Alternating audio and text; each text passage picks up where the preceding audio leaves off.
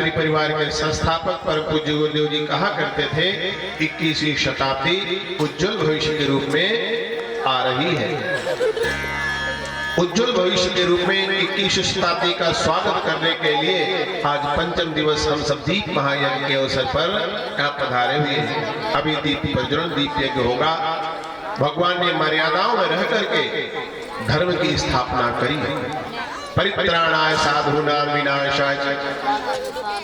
द्वापर में अगले क्रम में भगवान ने नारायण ने छोड़ दिया सरयू मैया को। दिन में जन्म लिया था 12 बजे, अब की बार रात में 12 बजे, अब की बार यमुना मैया के किनारे।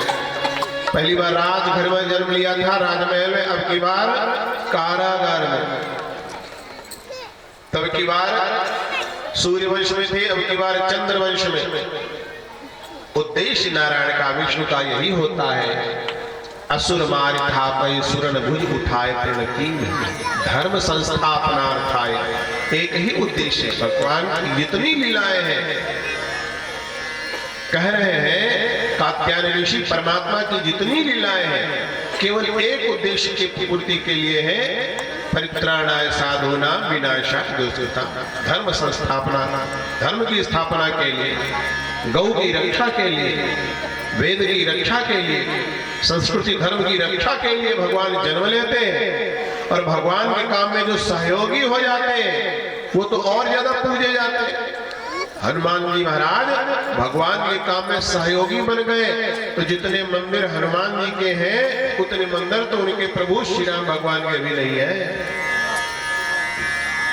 गीत गिलहरियों की आज पूजा होती है, क्यों? वो सब सहयोगी थे। गिलहरी के ऊपर तो 3 रेखाएं भगवान ने बड़े प्रेम से बना दी थी।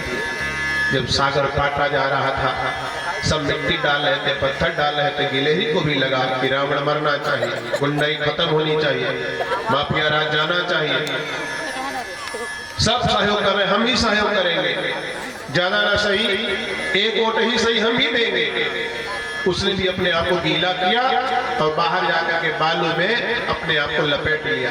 जो 2, 4, 5, 10 ग्राम उसके बालों में, रोह में बालू चिपक गई और जाकर सागर में फिर ऐसे कर दिया, डुबकी लगा दी।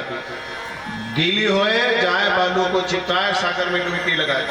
गीली होए जाए बालू चिपकाए शरीर में, सागर में डुबकी लगाए, बालू छोड़ दे। बार बार ये आ जा रही थी तो बंदरों ने पूछा ये क्या डिस्टर्ब हो रहा, हम लोग काम कर रहे हैं, कहाँ पिचक जाएगी, मर जाएगी, इधर हो जाएगा, उधर हो जाएगा। अरे हम सागर पाट रहे हैं, तुम भी पाट रहे, हम भी पाट रहे हैं, पुल बना रहे हैं। पकड़ कर उसको भगवान श्री रामचंद्र जी के पास लाया गया। इस जीव को देखो कि बड़ा डिस्टर्ब कर रहा, कहीं मरा जाएगा, हत्या लगेगी अलग से। भगवान रामचंद्र जी पूछा भाई क्या कर रही है तू? उसने कहा प्रभु आप लंका जाना चाहते हैं, इतना दूर सागर है, सुना है ये पाटा जा रहा है, पटे न पटे पता नहीं, लेकिन राम के काम में सहयोगी हम जरूर बने रहेंगे। मरे तो मरे, कोई बात नहीं, परिणाम क्या हो हमको चिंता नहीं। भगवान ने उसको गोद में लिया और बड़े प्रेम से ऐसे सहलाया। कहते हैं जब सहलाया तो उसके पीठ पर रेखाएं बन गई। आज भी गिलहरी को बड़ा पुण्य माना जाता है। किसी से गिलहरी मर जाए तो बहुत दान करना पड़ता है, वो भगवान राम की भक्त है। क्या दिया ये महत्वपूर्ण नहीं है, क्या सोच कर किया जा रहा है ये महत्वपूर्ण है। कुछ भी काम हो, भगवान श्री कृष्ण भगवान ने अगला जन्म लिया, नारायण ने वहां जन्म लिया और टेढ़ी उंगली करके काम चलाया।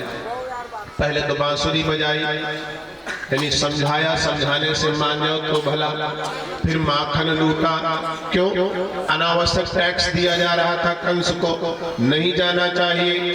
खेल भी होता रहा, रास भी होता रहा और कंस को अनावश्यक पोषण न दिया जाए उसको रोका गया, उसको रोका गया, उसकी फंडिंग रोकी गई।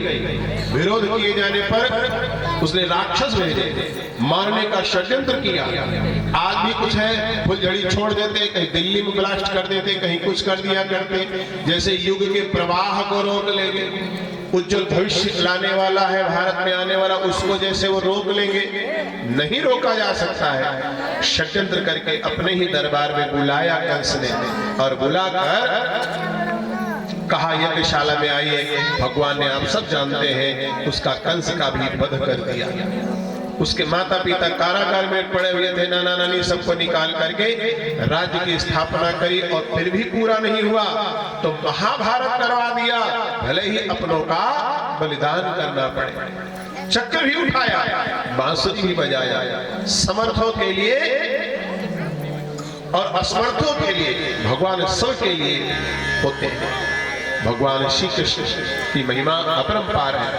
बोलिए श्री कृष्ण भगवान की, गोविंद नारायण की, श्री हरि विष्णु भगवान की।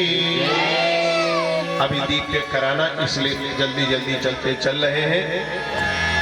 नवा अवतार भगवान बुद्ध का होता है। ऋषि कहते हैं ओ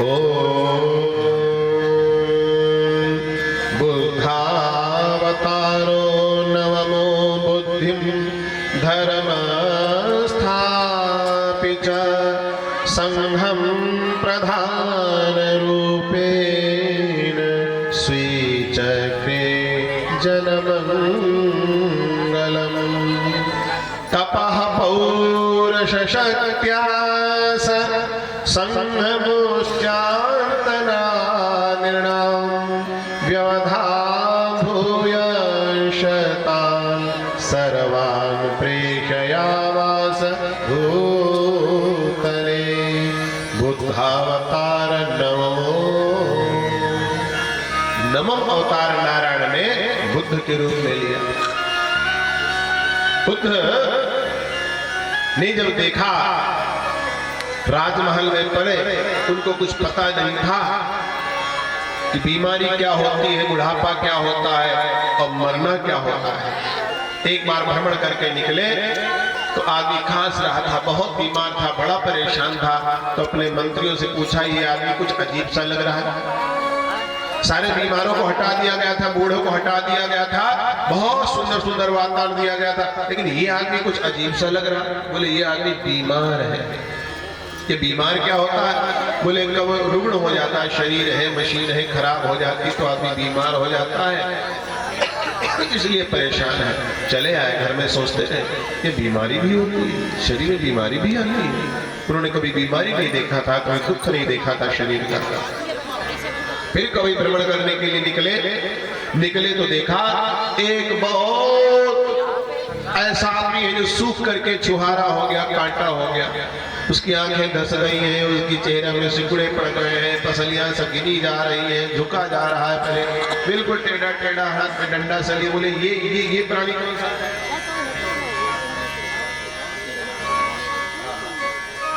ये प्राणी कौन सा है? तो बोले ये प्राणी बूढ़ा हो गया है आदमी, लेकिन बूढ़ा हो गया। क्या बुढ़ापा भी कुछ होता है क्या?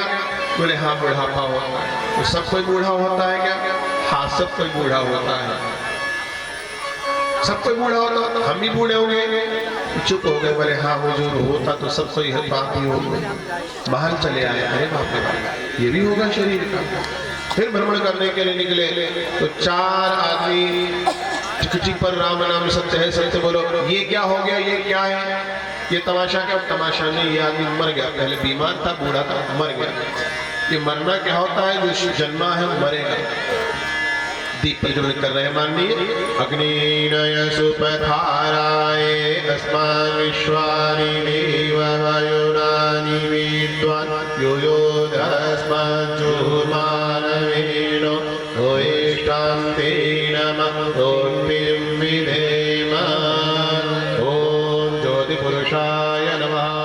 ओम अग्निर्ज्योतिर्ज्योतिरग्निः स्वाहा। सूर्यो ज्योतिर्ज्योति सूर्य स्वाहा। अग्निर्वर्चो ज्योतिर्वर्चा स्वाहा।